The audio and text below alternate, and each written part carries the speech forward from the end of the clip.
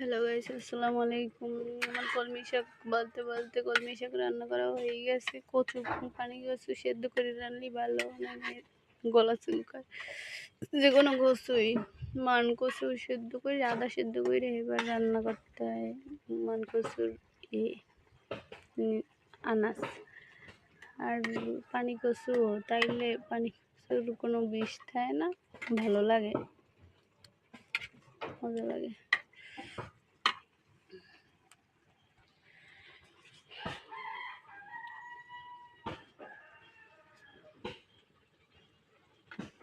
এরাই হয়ে গেছে, কালারটা অনেক সুন্দর লাগে দেখতে।